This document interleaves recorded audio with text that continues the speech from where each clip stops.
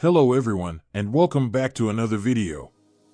This is the 10th episode of Story in which the third Hokage finally resolves to do something about Naruto's treatment, and he seeks the assistance of someone known for influencing things from the shadows. When Naruto has everything he needs, including an elder brother who will do anything to protect him, what could possibly go wrong? Please subscribe and smash the like button. Now, let's jump right in. Orochimaru observed the body in front of him intently. It was definitely Jirobo, there was no doubt about that, but there were a few notable oddities. For one, the boy was dead, yet in his death, his curse seal had failed to deactivate. The second stage transformation had remained, locking the boy's body into the hideous form. That was the reason that Orochimaru had even bothered to collect his body in the first place. He needed to know how the curse seal was still functioning, how it was defying its own design. So far, he had found nothing. The boy didn't even have any wounds or true signs of how he died in the first place. The curse seal itself had not changed in the slightest, but he had found that it was being overridden. The chakra that normally fueled the seal had been replaced with something, and whatever it was forcing the seal to remain active permanently. Orochimaru was ecstatic. The idea of there being something that could keep his soldiers locked into a curse seal transformation, always being at their strongest, was almost too good to be true. Any attempts he had made at extracting the strange substance had failed.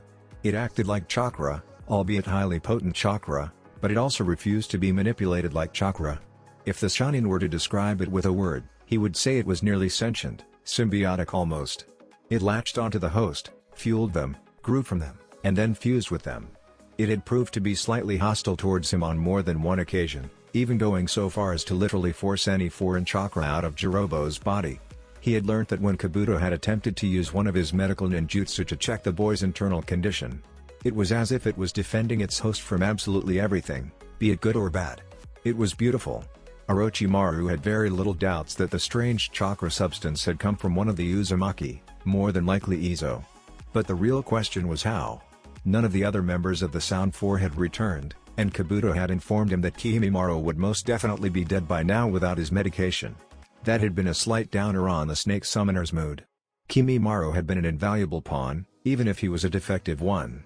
The Kaguya's devotion and loyalty was unmatched, and his skills and Kekkei Genkai could have proved incredibly useful had he not been terminally ill. If only he could have gotten Tsunade to join his cause. The man's yellow eyes glanced over to where Kabuto was once again attempting to use a medical ninjutsu in hopes of coercing the strange chakra-like substance from the body. The attempt failed once again. But that was somewhat expected by this point. Just what have you done to yourself, Izo? What could possibly make such vile chakra? He thought curiously. It seems I may have to move you up on my priorities list, Lord Orochimaru. It's no use. Whatever this is, it won't allow any other chakra to do anything to the body. I'm not sure how we can continue with this, Kabuto said. It's fine. I didn't expect much from this anyway. For now, we shall keep the body sealed away. Perhaps we can return to it at a later date to figure it out, the Sannin replied calmly. Inform our forces to keep an eye out for any of the others. The more of them we have, the more information we can get. He carefully picked up a medical chart from another nearby table. How goes the test subject? It seems to be going well.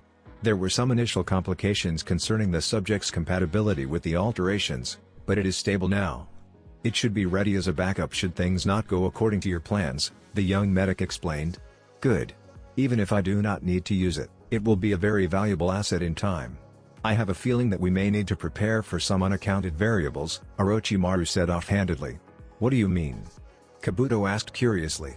What could there be that would pose that much of a problem that we would need to be more prepared? Not what, but who?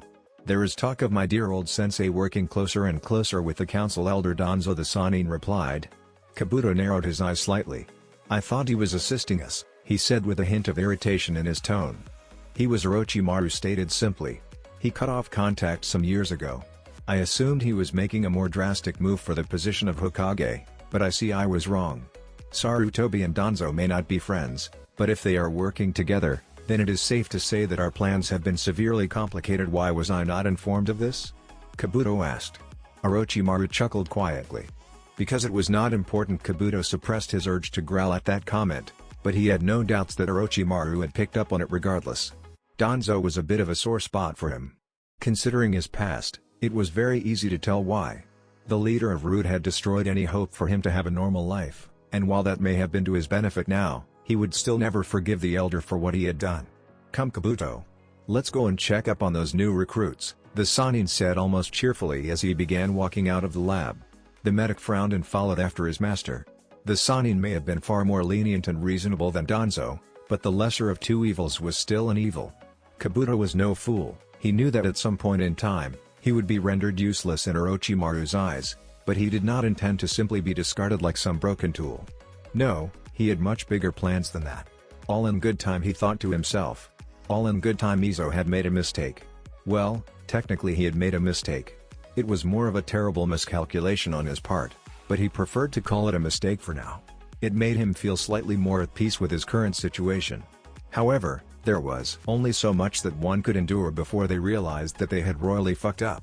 At this point in time, that was what Izo was dealing with. Fuck. He grunted as he was forced to narrowly avoid yet another slash from the missing nin sword. Zakira had proven to be much more skilled in the silent killing technique than he was, hilariously so actually.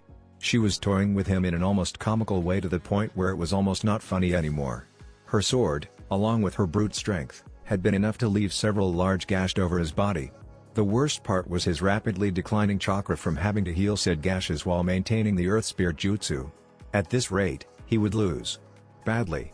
"Not so tough now, are you, kid?" Zakira snarled. "I will admit. This is not one of my best days.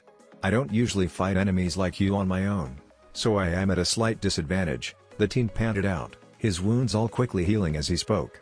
"Personally, I would love to put most of the blame on you for being so skilled, but I don't like trying to bullshit myself. Fair enough. Now would you please die a little quicker? I have a job to do and better places to be," the woman said casually. Izo chuckled and spat out a little blood. The beating he had taken from the woman had caused a little internal damage as well, it seemed. "Sorry. Naruto will be pissed if I just let you go and kill the old man, even if he is annoying and arrogant. Always the same with you, Konoha Shinobi. You just can't be bothered to let someone die without a good reason or a war to blame it on," Zakira muttered. "Have none of you realized that we are shinobi? Our job description does not involve worrying about formalities like justice and what's right. I take offense to that. It brings me great pleasure to go killing a bunch of people on a mission. The problem is just that there aren't that many missions that allow me to kill that many people without there being an insane amount of paperwork to do afterwards. Not sure if you know this, but paperwork and blindness do not go hand in hand," Izo said, waving his hand in front of his face to further express his point. "I'm not sure how I feel about fighting a blind kid.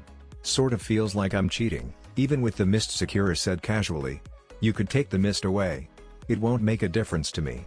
I kind of doubt that this fight will last much longer, so I would suggest you make the most of it while you can," he stated casually. Zakira growled and let her mist start to fade.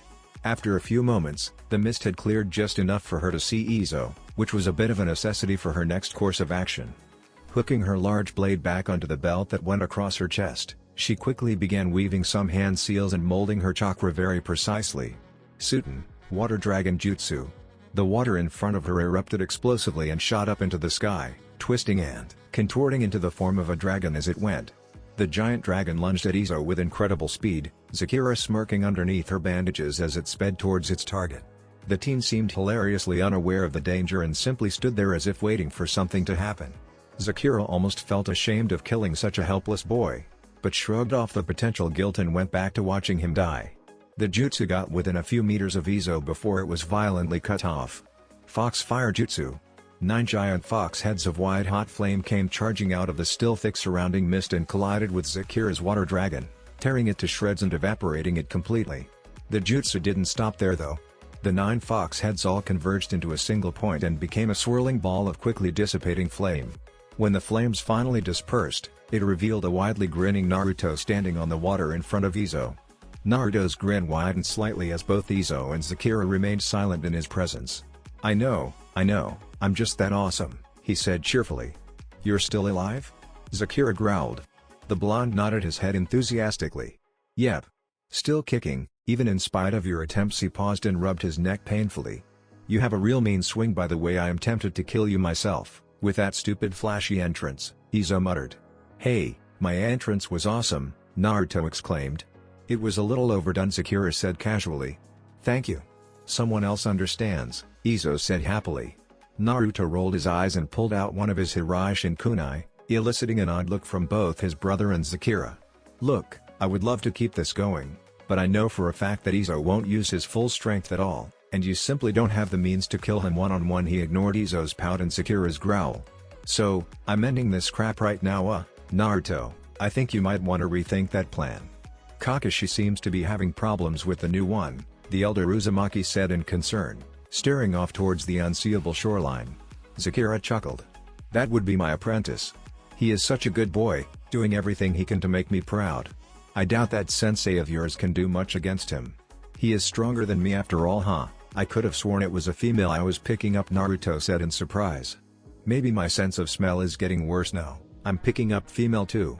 Maybe it's just a coincidence, or perhaps a hormonal imbalance of some sort that's affecting their scent," Izo thought out loud. Maybe. I think we would need to actually meet them in person to make an accurate assumption on this," the blonde said thoughtfully. "Do you think you could help organize Amy? Where did she go?" Naruto asked suddenly as he realized that Zakira was no longer where she had been. "Oh shit. We did not just lose track of a trained killer, did we?" Izo asked in mock shock. "You did," Zakira said sweetly from behind them before swinging her sword down onto Naruto, making sure to use the sharp edge this time. Her brief feelings of accomplishment were dashed away as the blonde disappeared in a flash of red, her blade slicing harmlessly through the air. With a deep growl, she quickly re-angled the sword with the intention of swinging it at the older one. This plan was brought crashing down as three small projectiles hit her sword with enough velocity to almost wrench it from her hands. The impacts, however, did not send any vibrations through her blade. Looking down, she was shocked to find that two shuriken and a kunai had embedded themselves deeply into the thick metal of the sword. That was something that she knew was not easy to accomplish. Although it was technically the weakest of the 7 swords of Kirigakour, Kabikirabocho was also no pushover. It was still made out of an extremely strong metal, and for someone to so much as scratch it was somewhat rare. That wasn't to say it was impossible, just really difficult, and probably easiest done with the aid of elemental manipulation. Wind chakra, she cursed mentally as she realized how the blonde had done it. Her eyes widened as she quickly ducked under another fast-moving projectile. From the looks of it, it had been a shuriken, only it was surrounded by a shimmering outer casing of wind. She looked back to the blonde, who was now standing calmly off to the side. If he could manipulate wind chakra that easily, then this fight just got quite a bit more challenging. Shattering ice spears. Zakira leapt high into the air to avoid the massive spears of ice that erupted underneath her. Landing several feet away, she couldn't help but stare at Izo with wide fearful eyes. The smirk the teen had was suddenly far more worrying than it had been mere moments earlier. "How do you have the Hyoton? That clan was wiped out years ago," the woman demanded harshly. Izo cleared his throat loudly. "One word. Magic.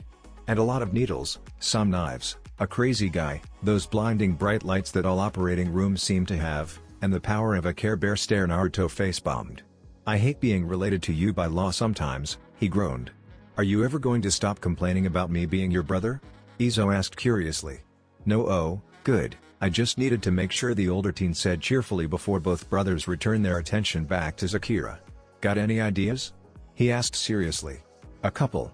Why don't I just act as a distraction and you deal with this and I run off to check up on Kakashi and the others," Naruto suggested. "Yeah, I'm cool with that. Make sure not to kill her though, I hate it when you steal my kills." Naruto rolled his eyes. Leave it to Izo to argue about who gets to kill who. Deciding that he really didn't want to hear the lecture should he kill the woman himself, Naruto went with just distracting her. Reaching into his weapons pouch, he pulled out 3 chakrams, the disc-like weapons being small and rather plain. Throwing them up into the air, he put his hands into a hand seal. The chakram stopped in midair and began spinning rapidly, the 3 of them slowly circling Naruto at the same time. With a sudden flare in his chakra, the chakram spinning increased in an explosion of speed, the air around them shimmering and molding into large bladed discs of wind. "Oh, you're using that," Izo said in interest. "They aren't going to explode this time, are they?" he asked curiously. "They shouldn't. I'm using minimal chakra," the blonde replied casually before thrusting an open palm out towards Zakira, the 3 discs of wind shooting off towards their assigned target. Zakira growled deeply as she watched the wind-coated blades speed towards her.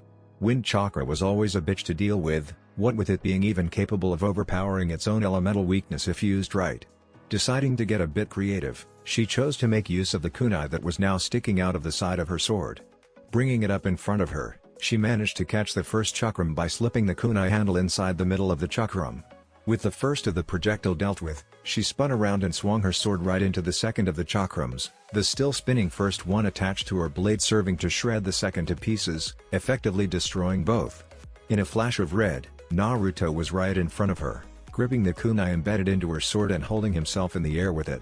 Zakira barely had time to duck under his swiping kick before she was forced to twist her body in a way to dive over the third chakram as it sliced through the air where her legs had been. With an angry growl, she used her momentum to swing her sword, and the blonde, into the water below her. The wind was knocked out of her painfully as Izo appeared next to her with his knee buried into her ribs, the attack throwing her away a few feet and allowing Naruto to wrench the giant sword from her hands before he flashed away to a more safe distance. Suten, giant vortex jutsu, Zakira exclaimed as she finished going through some hand signs and landed back on the water.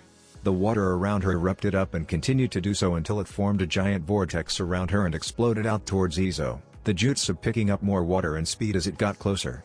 Izo grinned widely and began speeding through his own hand seals. As soon as the Kiriku no Ichi's jutsu was close enough, he flared his chakra and thrust his hands forward.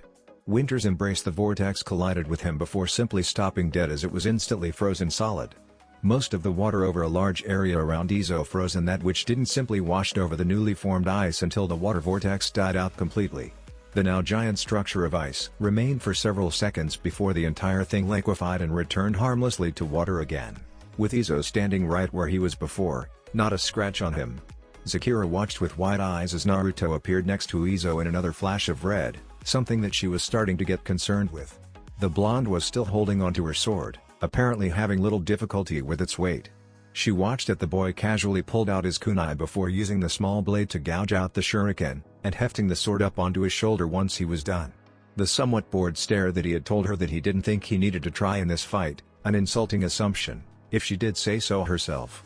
Izo, Naruto said suddenly, lifting the sword up above his head for a downward strike. Izo nodded as he gripped his sword tightly and sliced up into the larger blade as his brother brought it down onto his. Channeling a ridiculous amount of lightning chakra into his own sword, Izo succeeded in cleaving the legendary blade in two, catching the severed half by the circle cut out at its end. Zakira watched this happen in slight shock, but not nearly as much as one would expect from seeing one of her prized possessions get destroyed. "I think I should be alright from here. Go check on the others," Izo said casually, dropping the half of the sword that he had into the water and letting it sink into the darkness. "Yeah, I guess you're right," Naruto agreed, passing the hilt half of the blade to his brother.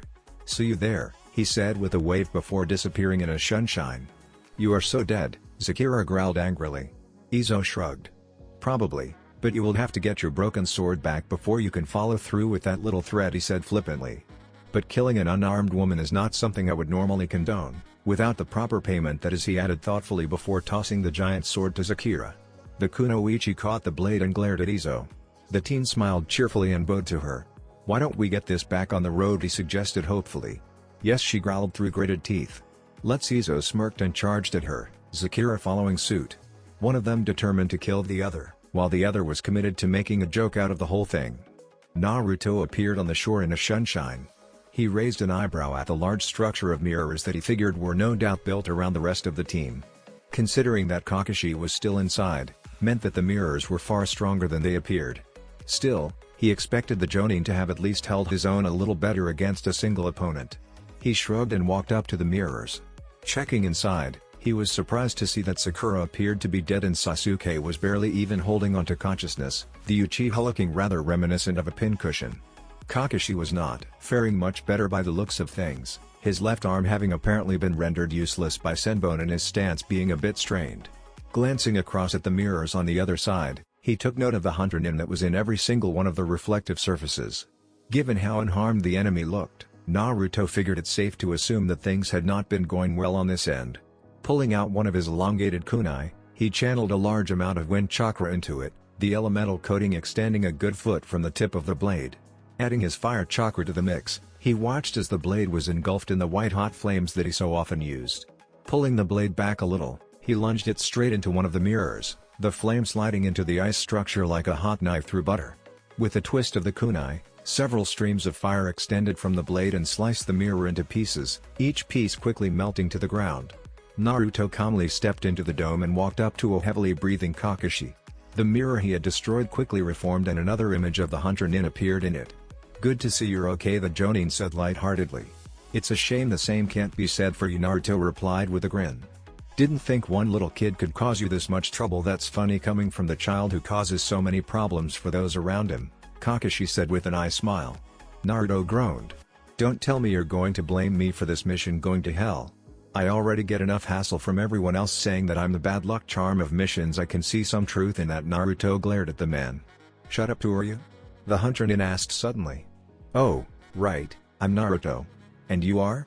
the blonde asked curiously. "Who I am is not important. You are interfering in my mission and I ask that you stand down. If you let me take the bridge builder peacefully, there will be no further bloodshed," the hunter nin said calmly.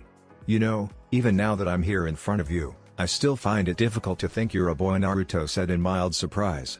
"She's a boy?" Kakashi asked in surprise. "Apparently I failed to see how that changes anything. I am still holding the upper hand here," the boy said emotionlessly. "I fail to see how you have the upper hand. I mean, sure, you have us all stuck in this little ice dome of yours, but do you really think you hold the high ground?" Naruto asked. "Yes," the hunter nin answered simply. "Oh. Well, I don't really know how to respond to that," the blonde said in surprise. "Can we move on to the part where you just try to kill me?" he asked sheepishly.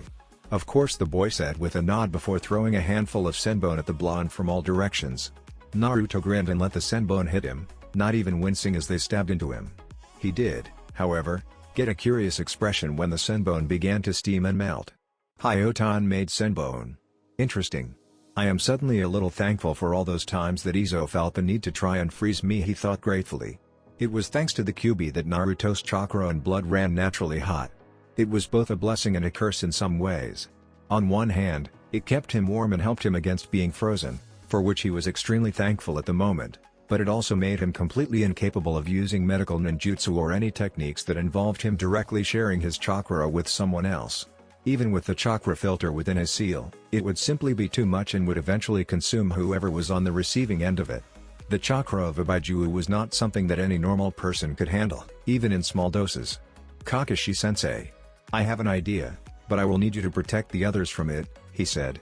Kakashi narrowed his eyes in concern. "What kind of technique are you thinking of using, Naruto?" "A big one.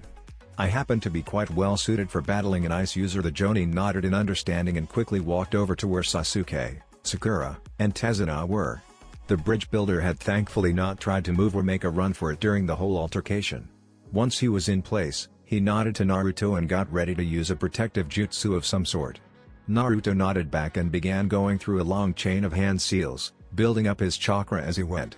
As this went on, Haku watched in curiosity.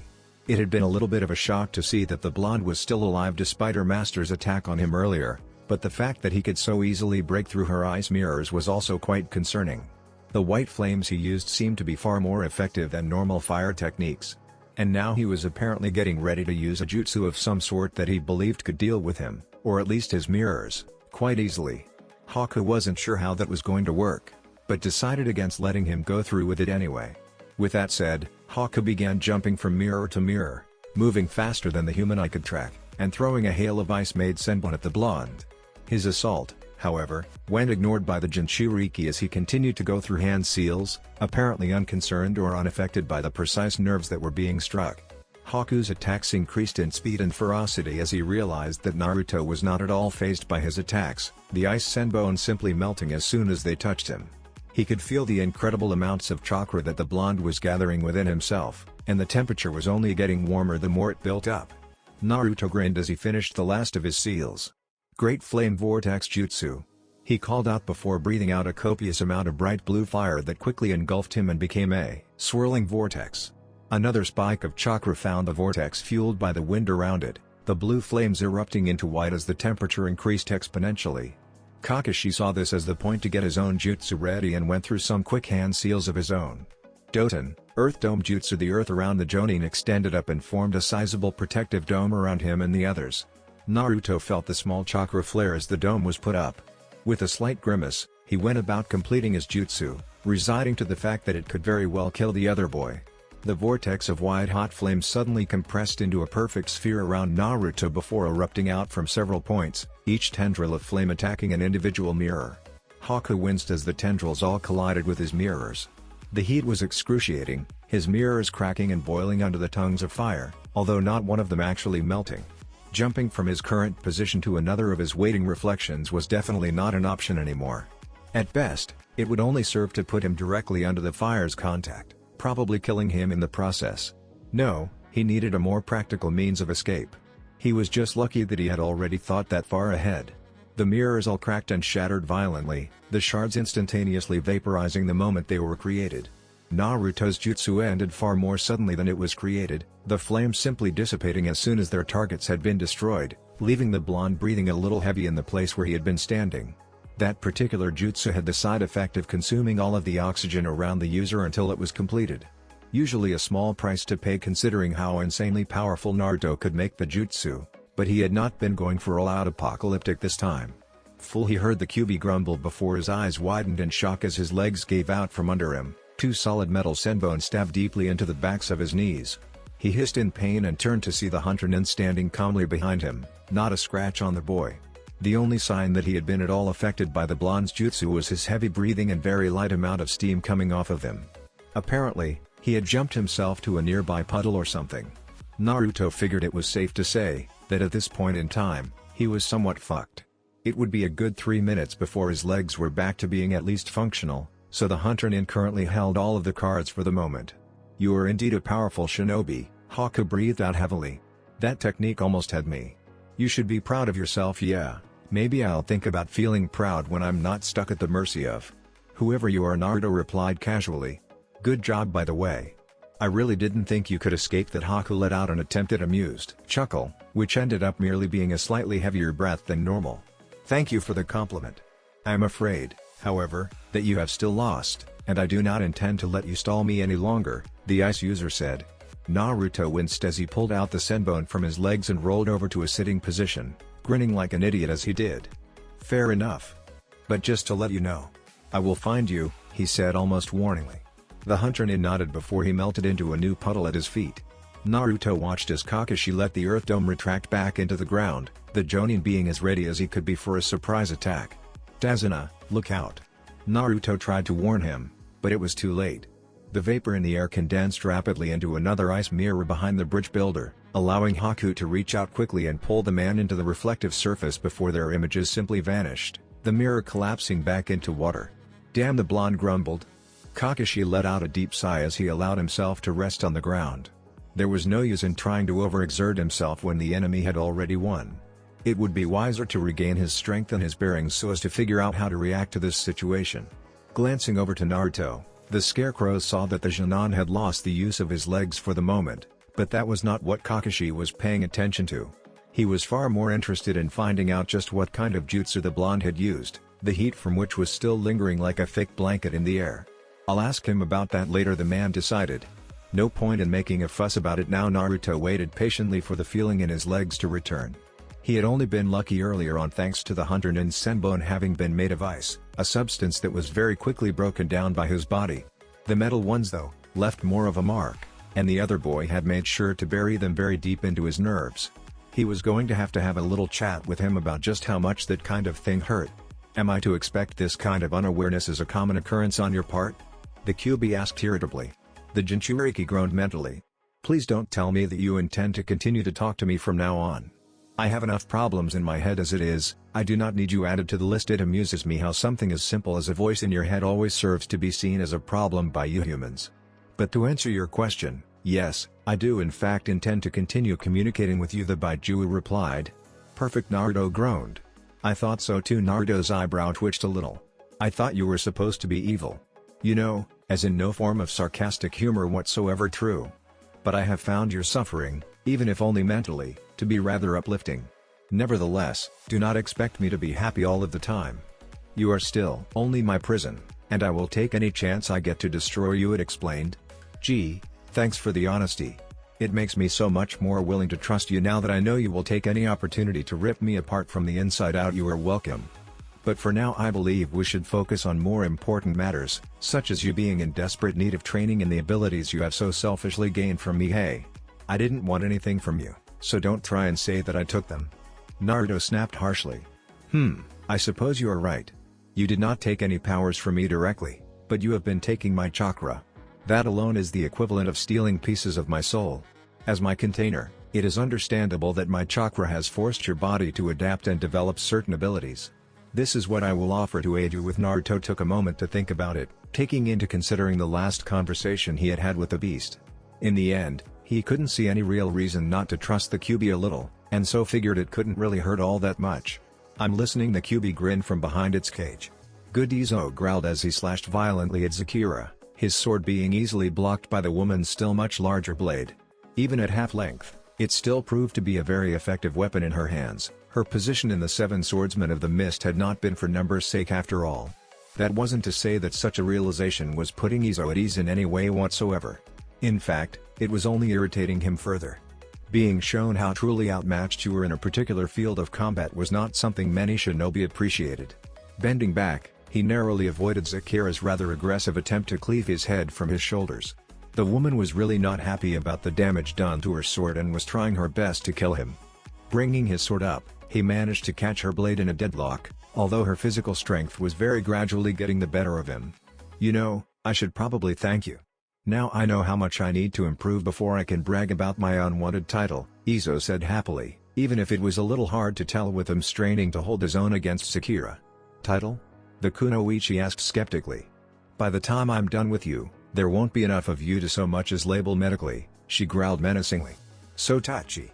Must you really resort to such pointless threats? I'm just comparing myself to you, he said flippantly. You could never compare to me, Izo pouted childishly. Well, I know that now, he muttered. Zakira snarled and broke the deadlock forcefully. She swatted Izo's sword to the side and swung at him. Unfortunately, the lack of half of her sword was something that she had not yet completely gotten used to, so instead of cleaving through his entire neck, she only ended up slicing his throat open. She watched in satisfaction as he spewed out copious amounts of blood, trying futilely to stop the bleeding with his hand. Her satisfaction, though, was short-lived, as Izo grinned through the blood and literally collapsed into a pool of the crimson liquid. That hurt, Izo said irritably from behind her. The woman gasped quietly and cursed herself mentally as she spun around and swung her sword again. A sickening squelching sound reached her ears as she watched her blade slice into the boy's side, even despite his defensive jutsu being active, but it didn't stop him. Her eyes widened as Izo forced himself forward, a malicious grin etched on his face. An eye for an eye, he growled angrily as he swiped his sword up in a diagonal slash.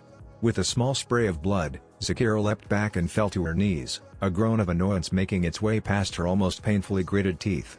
She held her hand over her left eye, a continuous stream of crimson flowing through her fingers.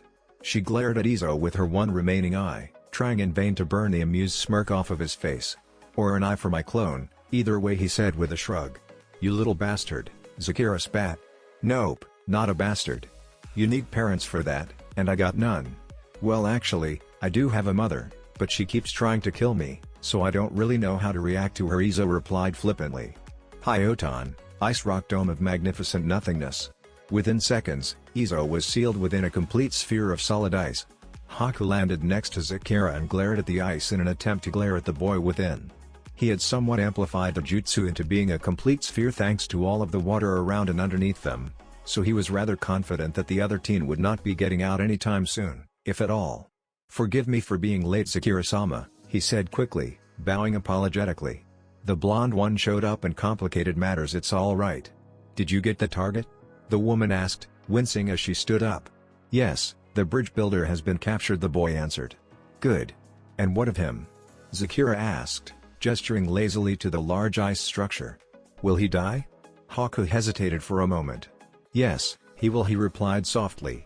Zakira grinned. Good work, Haku. I knew you wouldn't fail me. Now, get us out of here before I lose my temper. Of course, the ice user said obediently. Making some quick hand seals, Haku formed a mirror of ice. Both he and Zakira were shocked to find an image of Izo staring back at them with a smile on his face. The blindfolded teen waved childishly at them before going through his own hand seals, only to be cut off midway as Haku collapsed the mirror. Hyotan, glacier break. They heard Izo call out from within his ice confines. The water rippled suddenly before the ice sphere exploded violently, sending large and small chunks of frozen debris into the surrounding water. Izo brushed some ice dust from his hair and sauntered calmly towards the two enemy shinobi, both of whom were staring at him in mild shock and surprise, even if Haku's expression was hidden by his mask. Another ice user, huh? How interesting. You know, there are many people who would pay very good money for you to use as a Kekkei Genkai breeder. Kinda makes me wonder why Sakura here hasn't sold you off or something. But, that is none of my business, he rambled casually. Haku, Sakura hissed with a sense of urgency. She had already gotten her sword damaged and lost the use of one of her eyes. Fighting in this condition was not a good idea for her right now. Haku went to create another mirror only to freeze suddenly, pun totally intended people. Sakura found herself in the same situation as they were, both subjected to a sense of stomach-churning disgust. Their veins suddenly felt like worms swimming through the mud that was their blood. The very air they breathed became the foulest of substances, the stench of which could not possibly be matched.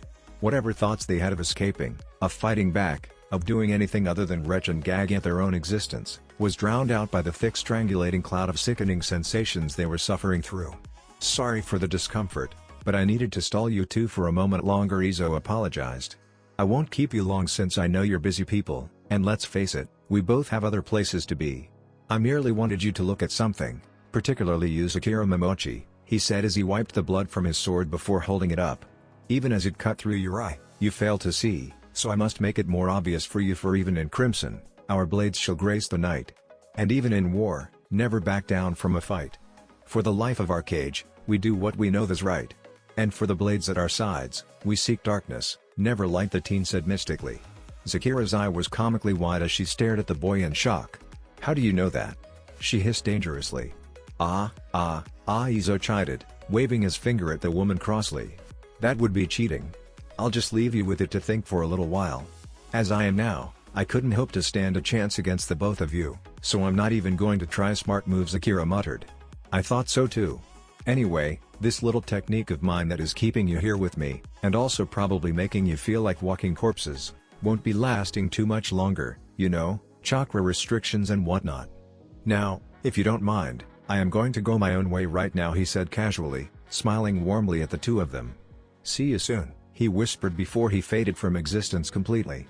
The heavy aura that weighed down on the two missing nin disappeared with Izo, the disgusting feelings that consumed their senses fading quickly. Haku was breathing heavily from the sensations still lingering in her mind, Sakura faring notably better as she merely shrugged the whole thing from her thoughts. Haku, take us to our base, she ordered calmly. Not to Guto? The boy asked curiously. Sakura shook her head. No. There are some things I need to check before I even consider finishing our contract with that little troll. Now let's hurry, I still need to repair my sword. Haku nodded in understanding before creating another ice mirror and stepping into it before grabbing Sakura and pulling her into it as well. Their images disappeared quickly and the mirror collapsed into the water moments later. As soon as the two were most definitely gone, the air shimmered slightly before Izo phased back into existence right back where he had been standing. He smirked before dropping to his knees and spewing out a large amount of blood, gripping at the still open wound in his side. Well. Shit. He cursed irritably. Naruto groaned in relief as he stood up, the feeling in his legs finally returning. He took his time to stretch and regain his bearings, already being perfectly aware that there was no point in chasing after the ice user or Sakura. Both of them were probably long gone by now if they were smart, which they most definitely were. The team would just have to track them down and sort things out later. Glancing behind him, he saw that Kakashi was removing the senbon from himself and Sasuke, but not Sakura. The pink-haired girl was still lying on the ground lifelessly, no noticeable signs of her breathing or moving at all. That was concerning. Not so much to do with her quite possibly being dead, but simply due to the amount of paperwork involved if she was. The council loved to make sure that there was absolutely no foul play involved with the death of a fellow ninja. That was, of course, only if they themselves didn't have a hand in it. Sasuke groaned in pain as he sat himself up and rubbed the numerous small wounds along his arms and legs. That ice user had been brutal, non-deadly, but brutal. He looked over at Naruto, the blonde simply observing the surroundings without any apparent care. He was grateful that the Uzumaki had shown up when he did, even if it annoyed him slightly. The Uchiha wasn't sure if the ice user would have left them alive had the Jinchuriki not worn him down with that fire jutsu. That was another thing on Sasuke's mind. The fire jutsu that Naruto had used had been extremely powerful. He knew his own elemental affinity was fire, as was expected of an Uchiha, but he also had a secondary affinity for lightning. Sasuke had already raided the Uchiha clan library for fire techniques that he was capable of learning, but there had been an unfortunate lacking in the other elements. Seeing as he was so fire-orientated, he couldn't help but feel the need to learn that jutsu, whatever it was. The Uchiha's eyes widened in shock as he turned and saw Sakura. The girl wasn't moving, or breathing, or anything. She was just lying there, her eyes rolled into the back of her head, and her mouth partially open in the near gasp she would have made before she fell. He knew she had been a pathetic excuse of a kunoichi, and she had been incredibly annoying for many years, but Sasuke had never actually imagined she would just die like that. He had always assumed that Kakashi would actually prove useful and save them in the end. But there she was. Dead. Oh look, a senbon, Naruto chirped randomly as he walked up to Sakura. The blonde leant down and yanked the two senbon from the girl's neck carelessly. Sakura's body jerked in pain as she gasped suddenly, her breathing quickly returning. Her eyes darted around fearfully until they landed on the surprised expression of Sasuke. "Sasuke-kun?" She managed to say hopefully. "Yes, Sakura, your boyfriend is fine. But hey, don't take my word for it, I'm just the weird one," Naruto droned as he walked off. He continued to walk away from the girl, ignoring her as she tried quite pathetically to move, probably to Sasuke's side. Sasuke himself was just confused by the fact that Sakura was still alive before his eyes widened in realization. Sakura was still alive. That meant that she was still going to be hassling him constantly, annoying him endlessly. It was going to be hell.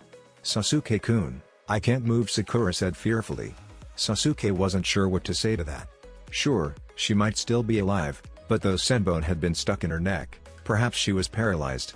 That could actually be a blessing, he thought to himself. Better than her just dying.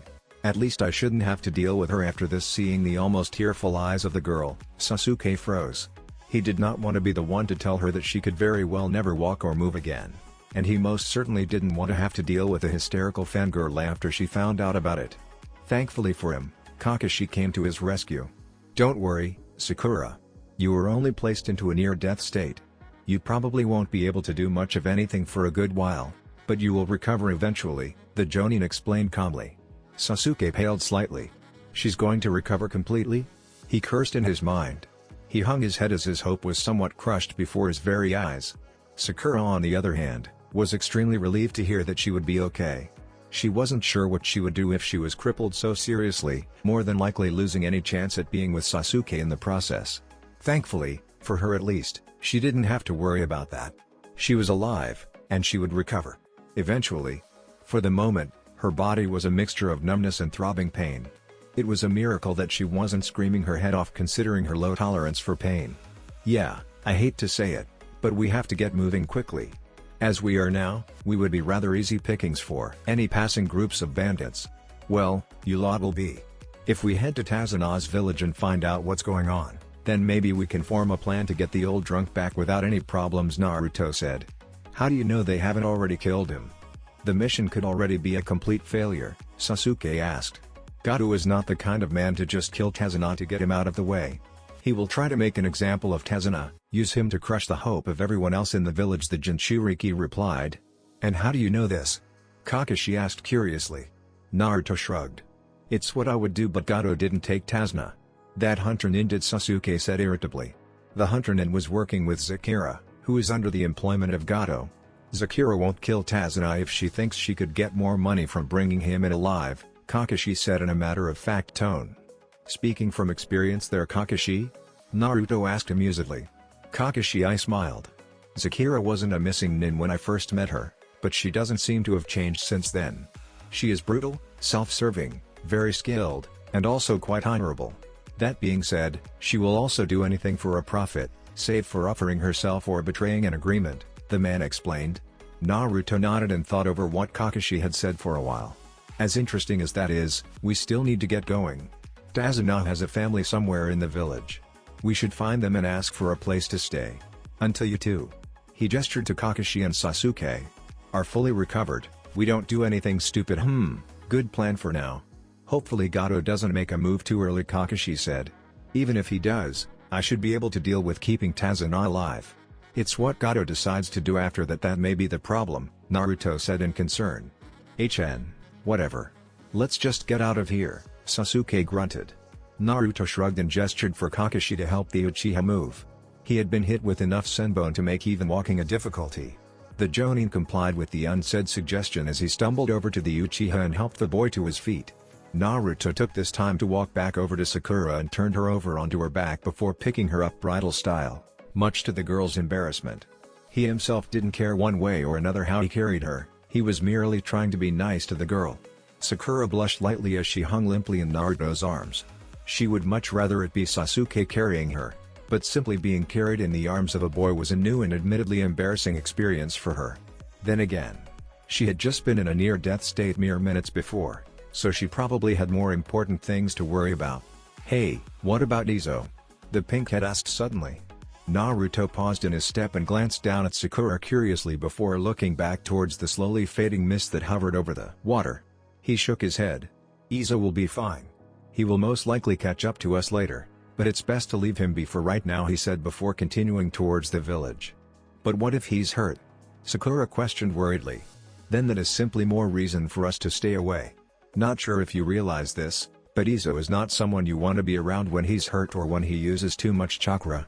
The latter of those is probably more important, but you get my point," the blonde replied. "But no buts, Sakura. We only need to worry about getting somewhere safe and recovering as quickly as possible. I will deal with my brother when I need to, but it is not important right now," Naruto said sternly. "I find your brother's condition intriguing.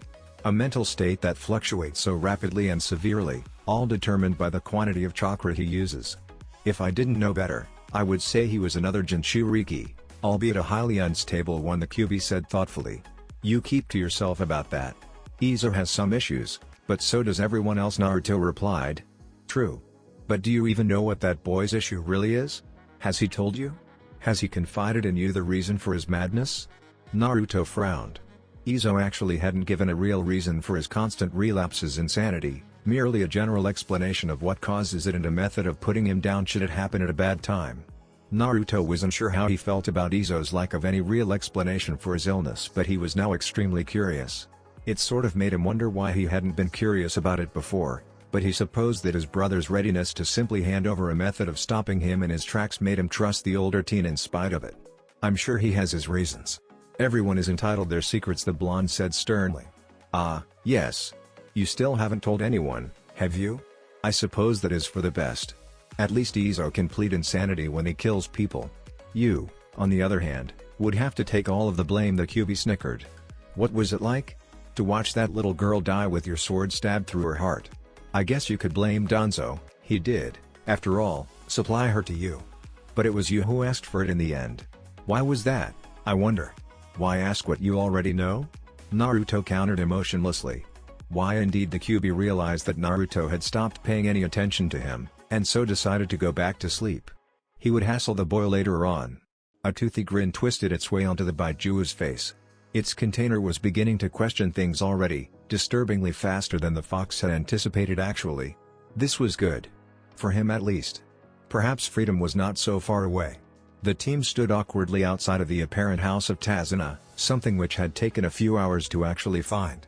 It seemed no one trusted them enough to tell them where it was. Sakura was still completely incapable of moving, Sasuke was not faring much better, but Kakashi had at least gained some feeling back in his arm. Naruto was back to being 100% healthy thanks to the Kyuubi, and yet, just like the rest of the team, he wasn't moving. "Shouldn't we knock?" Sakura asked curiously. Naruto, perhaps you would like to take care of that," Kakashi said in mild amusement. "No way in hell," the blonde said bluntly. "The first person that knocks on that door will be the first one receiving the wrath of whoever is on the other side once they realize that we lost the bridge builder. I'm in agreement with him on that one," Sasuke muttered. All three males turned and stared expectantly at Sakura, who looked back at all of them with a stupid expression. "I can't even move. How do you expect me to knock on a door?" she asked with a glare. "Use your head," Naruto suggested. "Or just yell loud enough," Sasuke added. Kakashi merely smiled at the girl. Sakura glared at all of them. "I hope whoever's inside kills you all," she grumbled. "Except for Sasuke-kun," she added mentally. "I'm sure they will," Kakashi said casually before taking the plunge and knocking on the door himself. "I wonder if Izo is having a better time than us," Sasuke said irritably. Izo sneezed suddenly, causing his hands to jerk and subsequently rip out a good amount of the stitches he had already put in himself. He groaned in what was his version of agony and fell back from his seated position onto his back, blood once again flowing freely from the large gash in his side. "Someone is talking about me," he growled. Raising his hand, he saw that the needle he was using was bent, making it practically useless to him now. It was just an annoyance that it was the third needle to end up like that and more than likely not the last either. It wouldn't be so bad if he could just heal himself. Everything would be much better if that was an option actually. Unfortunately, he had far exceeded his allotted daily amount of usable chakra. If he tried to heal himself now, he could very well do more harm than good. Not that he really cared. One day, "I am so going on a killing spree," he said offhandedly. "Starting with whichever bastard was talking about me," he added with a sneer as he went about replacing the bent needle. Again. Haku watched this from a fair distance away, his face holding a deeply disturbed and concerned expression as Izo continued to stitch himself back together. Zakura-sama was held off by him? He thought incredulously before forming a nice mirror and disappearing. Izo sneezed again and groaned in despair as yet another needle was ruined. He would need to restock on them again soon if things continued this way. Naruto smirked to himself. "I highly doubt that," he said in amusement. The door of the rather large house opened suddenly to reveal a young woman standing there, with a hopeful expression. Her expression quickly fell as she stared at the four of them in both worry and inquiry. The team knew exactly what the unasked question was, but none of them really had the guts to answer it. An angry or upset woman would be a potentially lethal thing for them to have to deal with in their current condition. Except for Naruto, of course, since he could simply Hiruzen away if he so chose. But only if he wanted for that to become public knowledge, which he didn't. "Who are you?" the woman asked suspiciously, eyeing them all with barely concealed fear. "We are the team of Shinobi that Tazuna hired. There were some complications," Kakashi answered calmly. "Where is my father?" the woman asked heatedly. "Probably tied up and gagged somewhere for safekeeping. I imagine that he would be more upset with the lack of alcohol than the actual being captured part," Naruto replied casually. "You're Tsunami, right?" He had heard Tazuna mention his daughter once or twice during their journey. The bridge builder was apparently very proud of her, if his words were anything to go by. "Yes," Tsunami replied meekly. "Don't mind him. I'm sure your father is fine. We on the other hand, would really appreciate a place to rest and recover," Kakashi said with a slight glance at the Uzumaki. "Why should I help you? You already lost my father," Tsunami said. "Because we're your best chance at getting him back," Sasuke droned. "Because reasons," Naruto drawled. Everyone turned and looked at the blonde weirdly. "What? It's accurate." Tsunami let her shoulders slump and allowed the team inside. They really were her best chance of seeing her father alive again, and from the looks of them, they did need a decent place to stay.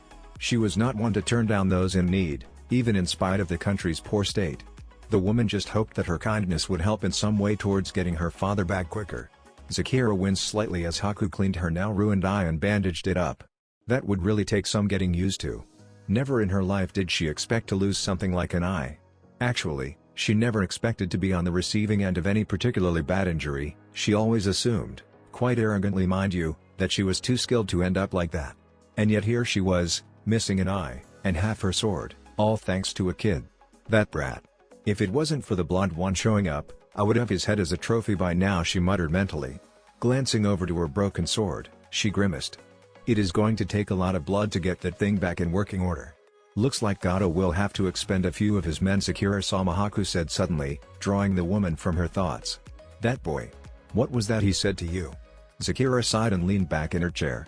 "That, Haku, was the oath of the seven swordsmen. It wasn't really all that important to any of us, but it was a way of distinguishing ourselves from amongst the normal shinobi. We and the Namikaze were the only ones who were really privileged to know its relation to us," she explained. "Then how does he know what it means to you?" Haku asked curiously. "His sword," the woman replied. "I've seen it before, a few times. Didn't recognize it at first since it's one of the plainest blades appearance-wise, but I know now." Haku furrowed his brow. "I don't understand. Is it one of the 7 blades of Kiri?"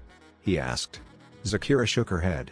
"Nothing that simple," she said, pulling out a bingo book from Kirigakure. It was latest edition that been released. She quickly opened it up and began reading out one of the entries. Izo Uzumaki. Age, 16. Height, 5 feet 6 inches. Rank, unknown. Threat level, Akeke Genkai, Hyotan and Makuten, others possible. Extremely skilled in Fuinjutsu. Mental state, arguably insane. Responsible for aiding in the defeat of the Yondaime Mizukage and ending the Civil War. Granted the title of Honorary 8th Swordsman of the Hidden Mist by the Godai Mizukage, the woman listed off casually. Haku stared at her master in shock.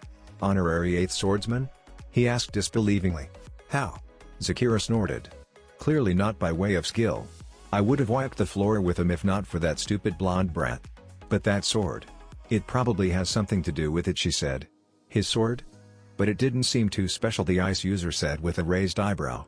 Never has, now that I think about it. The thing has always looked rather standard compared to the legendary Seven Blades. But it was still made by the same craftsmen. They called it Kyoka Mario. I don't know much about it, and I never really cared for it after I got Kubi Karabocho, but I do know that no one was allowed to wield it. There were some unfortunate results with the making of that blade. Something about it sending the wielders to the very brink of madness before they ended up killing themselves with it, Zakira explained with a shrug. I think it's all a bunch of nonsense, but if it's true, then that kid is a lot more dangerous than I thought. The swordswoman took a deep breath. But he isn't even the real worry right now. That team is being led by Kakashi Hatake. You know just as well as I do how dangerous that man is. But then there's that blonde kid, she hummed thoughtfully as she flicked through a few more pages of the bingo book. Ah, here we go. Naruto Uzumaki. Age, 13. Height, 5. Rank, unknown. Threat level, Sukeke Genkai, unknown. High aptitude for ninjutsu. Incredible chakra reserves. Responsible for aiding in the defeat of the Yondaime Mizukage and ending in the Civil War. Jinchuriki of the Kyubi no Kitsune. Rapid regeneration. Unsusceptible to otherwise fatal wounds. Engage with extreme caution, she read out. The Kyubi? Haku asked shakily. Yeah. That brat has more than enough power locked away in him to level an entire village. Considering how good he was on his own, I would much rather not see what he's like if he goes all Jinchuriki rage on us. Sakura let out a deep sigh. This is just not going our way at all. First we get hired by that little troll Gato, then we encounter the team of brats, only barely managing to catch our target, and now we find out that we probably just angered two war heroes of Kirigakure, both with enough power to put down a Jinchuriki Kagi. I don't want to offend you, but perhaps we should retreat from this. We could just give the bridge builder back to them and walk away. There is no real reason for us to stay here and fight them, Haku said with concern. Zakira grunted. Haku made a very valid point. Gato wasn't even paying them that much really. Having to deal with 3 shinobi over B rank was not on the payroll right now, nor did she think it ever would be. Gato would never pay enough to cover that kind of cost, and now that they already had the bridge builder, there was no real reason for him to do anything. The little troll probably thought that as soon as he killed the old man, that the Konoha shinobi would return to their village and leave him be. He would be wrong in that regard. She was more than aware of what kind of shinobi they were dealing with. The hero type. The kind of idiots who would gladly go out of their way to help people. The Uzumaki were a glaring sign of this. No one in their right mind would head into another village's civil war and go toe-to-toe with said village's Kage, who also happened to be one of the few Jinchuriki able to utilize all of their Baiju's power. That meant that they were either insane, or were more than happy to put their lives in danger for other people. If that was true, then there was very little chance that they would simply leave due to the death of their client. Gato was not prepared to deal with shinobi like that, nor was she. There's only one thing we can do about this, Zakira breathed out in defeat. Ignoring Haku's curious expression, Zakira got up and sauntered over to where a tied and gagged Kazuna was. He had been secured to the remnants of her sword, which in turn had been stabbed into the floor. She did make a note to get that fixed as soon as possible, no matter what she decided to do.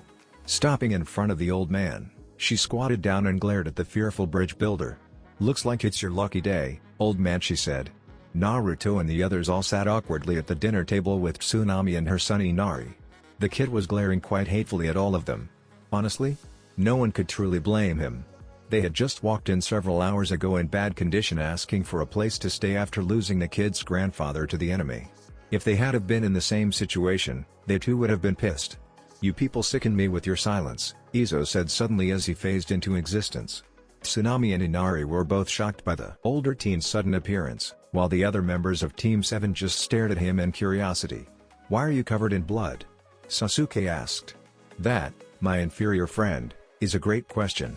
The answer is one that takes the form of a tale of heroics and a desperate fight for survival against insurmountable odds, Izo said as he puffed out his chest slightly. It's his own blood. He took a few hits from Zakira and can't stitch himself up for shit, Naruto explained quickly. You traitorous little bastard.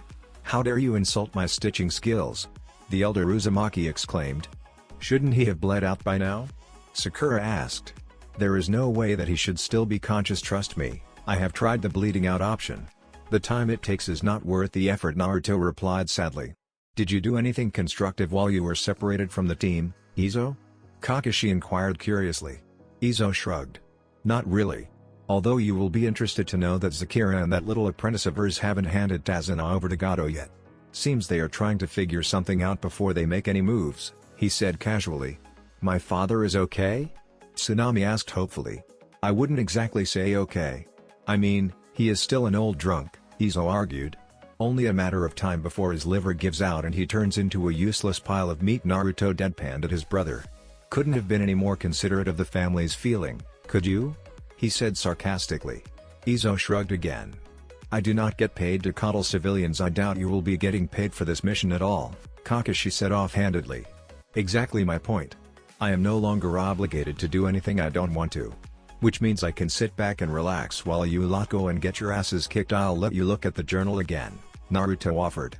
Izo was sitting down in a chair at the table faster than anyone could believe. So, what's the game plan? I think we should just focus on getting Tazuna back first. The other matters can wait for later, Kakashi suggested. I think we should wait a day or two before we make any moves. Zakira could very well choose to walk out of her deal with Gato. I also think it would be a good idea if we all had a little time to recuperate and plan for another encounter, perhaps even get a little training in while we're at it, Naruto said. Good idea. I think Sasuke and Sakura could do with a little fine-tuning, the Jonin said thoughtfully. Can I help? Izo asked. No, all of the others said in unison. Excuse me, but do you need help? Tsunami asked worriedly, gesturing to Izo's still very bloody shirt. Izo glanced down. His stitches had broken. Again. He hung his head depressingly. Yes, he mumbled. Tsunami nodded and stood up. Come on then. I think I have a medkit in the bathroom, she said, gesturing for Izo to get up and follow her. Naruto watched the two leave the room and grimaced slightly. That isn't going to end well, he said. Huh? Why? Sakura asked. Reasons, Sakura. Reasons, the blonde answered vaguely. All right then. Starting tomorrow, I will begin training two of you at a time while the other two go out and gather as much information from the village as they can. Keep your ears open for any news on Tazuna and Gato. I doubt we will hear anything about Zakira herself, but you can listen out for that as well, Kakashi said calmly. Get some sleep for now. We can sort out the details in the morning. Adib's not sharing a room with Izo, Naruto said quickly. A squeal of shock and the crashing sound of something being dropped came from the bathroom. Actually, after some deliberation, I have decided to bunk with my brother. Spare you three. The metal-strained Sasuke stared lazily at the blonde. I feel so honored by your moment of kindness, the Uchiha droned sarcastically. Naruto shrugged in reply. Everyone ignored Inari storming out of the room and up the stairs. It simply wasn't important to any of them at the moment. Kakashi ended up taking Sakura to a room for them to share since she still couldn't move properly, while Sasuke went off to the slightly larger spare room where he, Naruto, and Izo would be staying the night. The Jinchuriki stayed at the table for a while, thinking things through and planning ahead for his and Izo's alternate mission here in Wave. It would be simple enough, he supposed. Gato may have been rich, but he couldn't afford to hire excessive numbers of highly skilled shinobi. At best, he would be guarded by a bunch of thugs. Naruto would have no problem killing a bunch of payroll bandits. But now, with Tazuna taken, things were a little trickier to deal with. Any wrong move could end up with the client dead, which in turn would lead to a failed mission for the team. Naruto glanced up as Tsunami walked past him hastily, her face a little green and holding an expression of serious concern. Izo followed out after her with an apprehensive grin. Naruto just held back his desire to groan loudly. He probably should have offered to help with the stitches himself and not allowed the woman to do it. To her credit though, Tsunami had apparently not thrown up while doing the job, which was quite an accomplishment for a civilian without any actual medical training.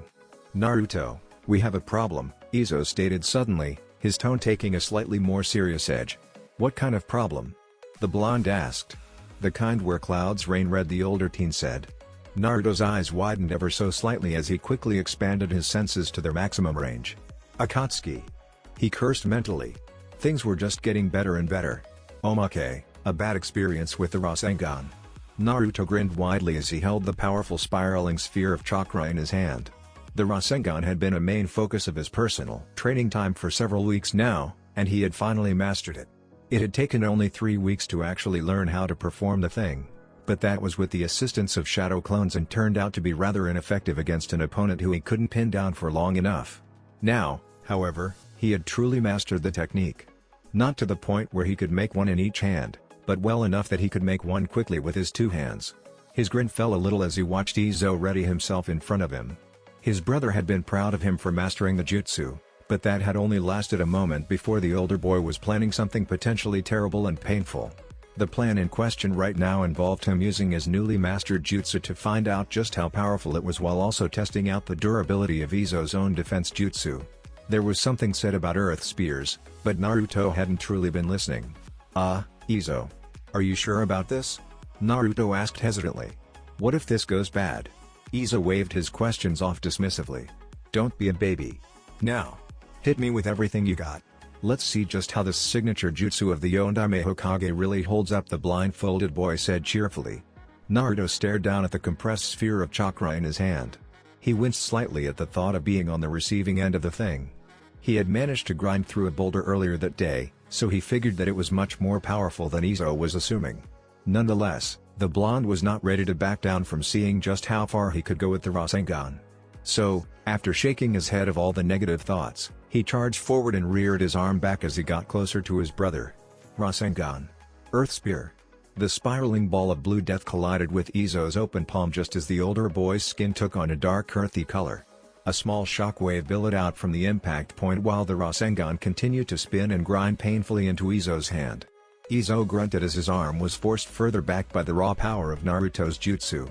He had miscalculated just how much chakra his little brother could actually pump into his techniques, and he was going to pay for it in excruciating pain. He just knew it. A sudden fluctuation of chakra, and a rather messy explosion of blood and bone later, left Izo lying on his back a good 20 feet away, and Naruto clutching his hand painfully as he felt the telltale signs of chakra burns. With a groan, Izo sat up and shook his head. Lifting his hand up, he was not at all surprised to see that he was now down a good 4.5 digits, along with a sizable chunk of his palm. That would take quite some time to regenerate, and probably put him out of training for around a week or so. Naruto stared at his brother now mutilated hand with wide eyes. He was now extremely glad that he had only gotten off with chakra burns. Regenerating actual appendages was always an unpleasant experience, no matter how small said appendage was. Well, that didn't work, Izo muttered. You alright? Naruto asked in concern. I'll be fine, I think. I've had worse. On the plus side though, you now have one hell of a jutsu in your arsenal. Just remind me never to get in your way when you use that thing. Hey, do you think Kana will be mad at us for this? The blonde asked curiously. Probably. Why? Because she is standing right behind you, Naruto answered. Izo, look at what you've done to yourself, and Naruto too. Looks like you boys are in need of some tender loving care from yours truly, Kana said in a sickeningly sweet voice. Naruto and Izo paled. Please, no, I'll be fine, Izo pleaded fearfully. Yeah, I'll be fine too. Look, it's just chakra burns, Naruto exclaimed. Kana shook her head. Mother knows best, boys. Don't even try to run away from this, she said in the same sweet voice, further terrifying the two children. Before she could do anything, Naruto had vanished in a flash of red, and Izo had faded from existence completely. Kana giggled to herself quietly as she went back to her own training. Silly boys. Let this be a lesson to you, she said cheekily. It took a whole month before Naruto and Izo once again built up the courage to do something stupid, and even then, they remained fearful of Kana finding out. Needless to say, Kana found it to be very amusing. That's it for this video. I hope you all enjoyed the video. Don't forget to like the video, subscribe to the channel, and follow me on my other social media accounts. Anime God here, and I'm signing off.